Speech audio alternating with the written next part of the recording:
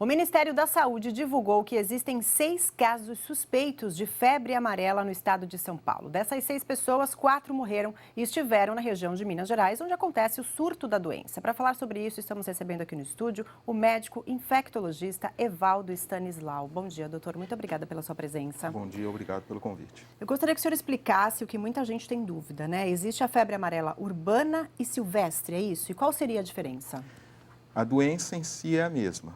A diferença é a maneira pela qual ela é transmitida e o comportamento da doença no aspecto epidemiológico. Então, é o mesmo vírus, o vírus da febre amarela. Na área silvestre, quem mantém o ciclo é o macaco, é um outro vetor, e as pessoas se infectam quando vão para a floresta. Na febre amarela urbana, o vírus é o mesmo e o vetor muda. O Aedes aegypti ele passa a ser um vetor importante nessa situação e as pessoas se infectam estando normalmente na cidade.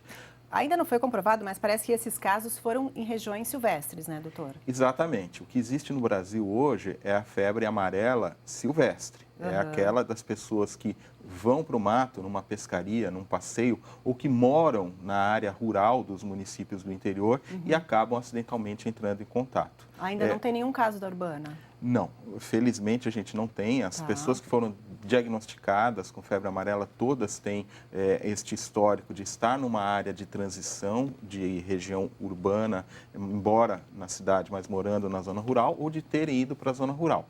Todos os esforços nessas áreas endêmicas é para que a gente não tenha febre amarela urbana. Então, aí existe uma série de medidas de bloqueio para que isso não ocorra. E a febre amarela urbana viria, por exemplo, essa pessoa é picada em Minas Gerais pelo mosquito que é o vetor da doença e vem para uma área urbana e é picada pelo Aedes aegypti. Aí sim, esse mosquito vai transmitir a febre amarela, é assim que funciona? É o mesmo mecanismo, é por isso que a gente tem essa preocupação enorme com o Aedes aegypti, porque ele é um mosquito capaz de transmitir os 4 vírus de febre hemorrágica, de arbovirose. Então, ele transmite dengue, zika, chikungunya e febre amarela. Então, a pessoa que tenha o vírus da febre amarela em si, ao ser picada por um mosquito, esse mosquito pode levar a doença para outras pessoas. Então, as autoridades têm que estar muito atentas realmente para evitar esse risco. E o senhor, como que o senhor vê? Pode ser um possível surto da doença na área urbana? Olha, é um perigo. Eu creio que as autoridades estão bastante atentas e tomando as medidas de bloqueio. Até porque é muito próximo, né? Muita gente que trabalha na área rural mora na área urbana e tem esse contato, né? Principalmente nesses estados como Minas Gerais, que tem uma área rural muito grande, a região oeste do estado de São Paulo, a região ali de Rio Preto, que é uma área que tradicionalmente a gente tem, as partes de divisa com Minas Gerais, com Mato Grosso, com Goiás, enfim. Então, as autoridades, o que fazem nessas regiões? Vacinam e ficam atentas aos casos suspeitos. Agora, existe um risco? Existe, não é para se causar pânico, não é para ficar em alarme, mas infelizmente esse risco é real. Tá bom, vamos dar uma olhadinha em umas perguntas que vieram pelo Facebook dos internautas. A Vera Lúcia Nascimento, por que o mosquito Aedes aegypti, além de transmitir a dengue, passou a ser transmissor da chikungunya e febre amarela também? Na verdade, o Aedes aegypti sempre transmitiu a febre amarela, né? Desde 1600 e pouco, quando a gente começa a ter relatos de febre amarela urbana no Brasil, ele é um vetor. Depois, no início do século passado, com a ação do Oswaldo Cruz, que combateu o vetor, importantemente isso diminuiu. E desde os anos 40, a gente já não tem mais casos de febre amarela urbana no Brasil, pela associação do combate ao Aedes aegypti e também a vacinação que foi introduzida. Entretanto, com um descaso que houve, não tem outra palavra, né? O Aedes aegypti voltou e aí ele é um vetor potencial da dengue, e ele vem primeiro com dengue, depois ele começa a transmitir zika e chikungunya e mais recentemente a gente volta a lidar com esse problema. Mas não é que o mosquito tenha se transformado, tenha tido uma mutação, apenas a gente abaixou a guarda e permitiu que esses vírus entrassem no nosso território por uma falta de controle do vetor. Tá certo. A Ana Bernardo, vacinar a população vai ser preciso, na sua opinião? Acredito que ela esteja se referindo a uma campanha de vacinação da febre amarela. É extremamente complexo vacinar de maneira indiscriminada. A vacina da febre amarela é feita com vírus vivo atenuado, ou seja, ela causa uma mini febre amarela. A pessoa que recebe a vacina ela vai ter uma mini febre amarela e, dependendo, pode até ter complicações letais. Há coisa de 10 a 12 anos, na região de Campinas, houve uma menina vacinada e, a partir da vacina, ela desenvolveu uma forma grave de febre amarela e morreu.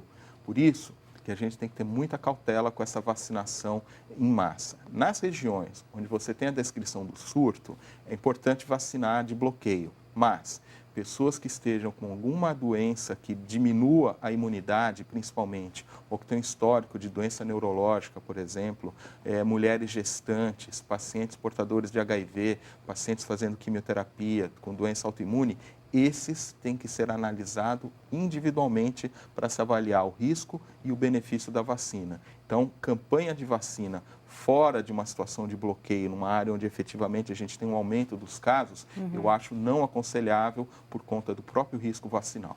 Tá, e daqui a pouco a gente vai ver uma reportagem, inclusive em Campinas, que tem muita gente indo tomar essa vacina. Daqui a pouco a gente vai falar sobre isso. E a Aninha Ferreira pergunta quais são os sintomas da febre amarela. Bom, a febre amarela, na maior parte dos casos, não tem sintoma nenhum. É uma doença assintomática.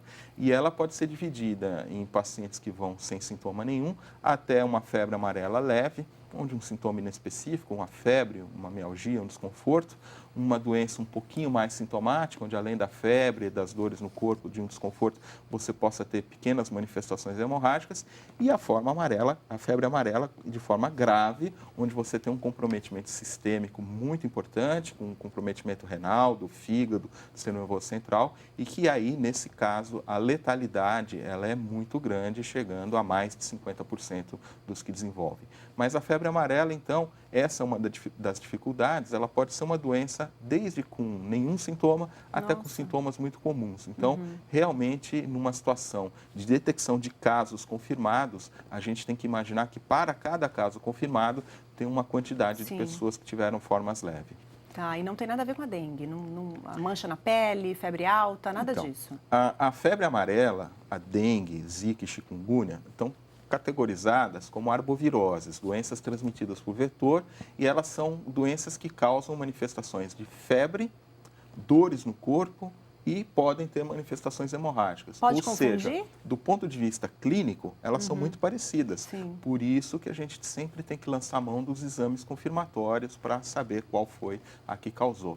Exceto em situações de epidemia da dengue, por exemplo, que a gente abre mão dessa situação. Mas agora, a gente lidando com potencialmente 4 doenças virais parecidas, a gente vai ter que repensar isso, as autoridades sanitárias vão ter que oferecer o diagnóstico e nós, médicos, vamos ter que lembrar de todas as possibilidades, fazer uma boa história clínica para pedir os exames corretamente. Com certeza. E como que seria o tratamento da febre amarela, doutor?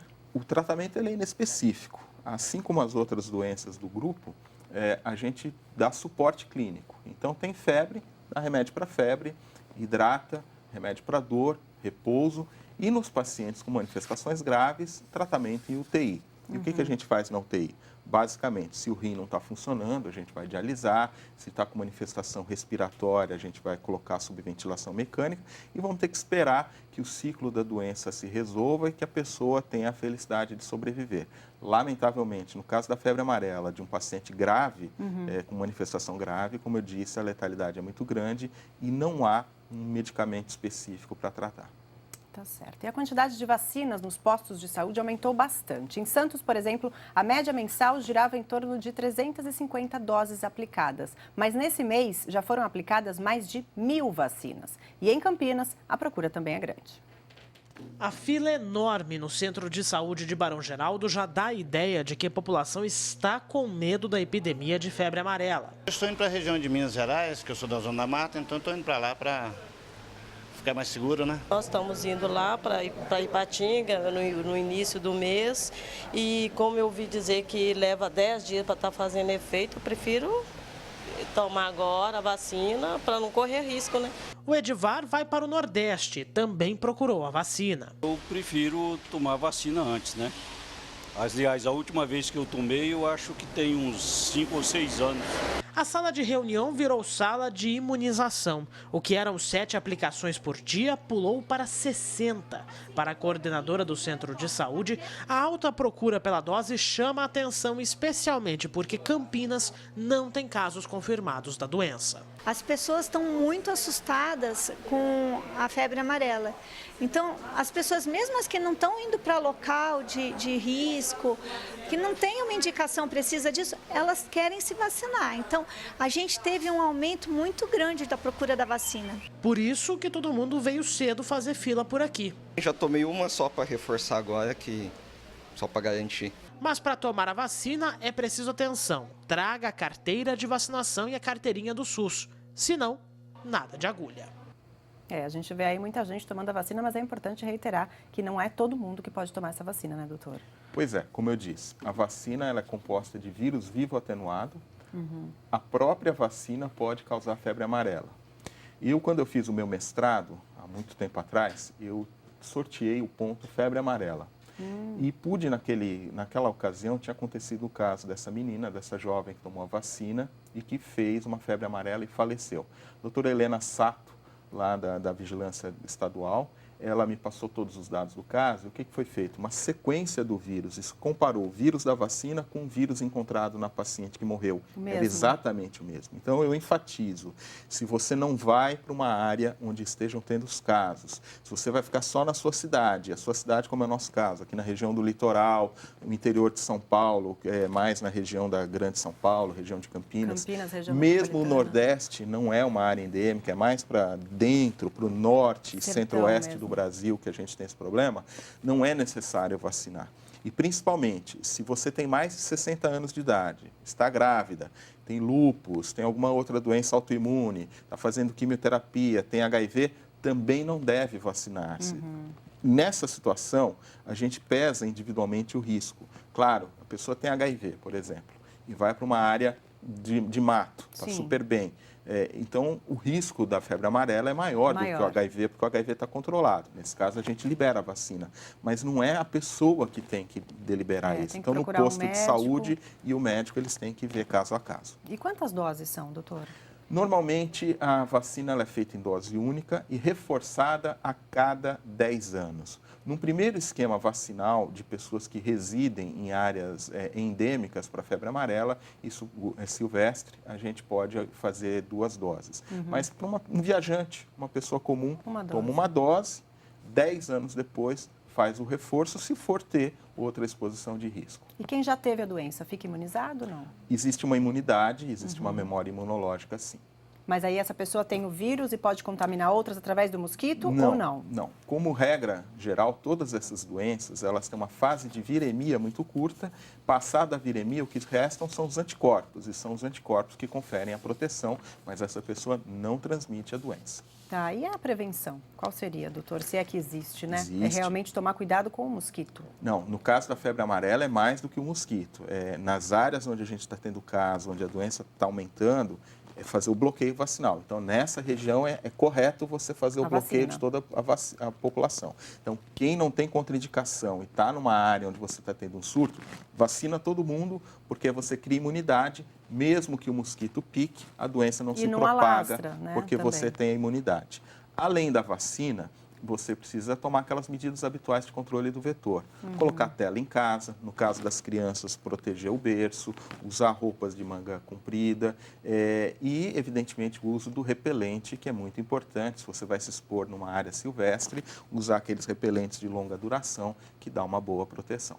Tá bom, doutor. Muito obrigada pela sua entrevista, pela sua presença aqui no VTV da gente. Eu que agradeço, fico à disposição. Uma boa tarde para o senhor. Conversei agora com o doutor Evaldo Stanislau, infectologista. Uma boa tarde para o senhor. Obrigado.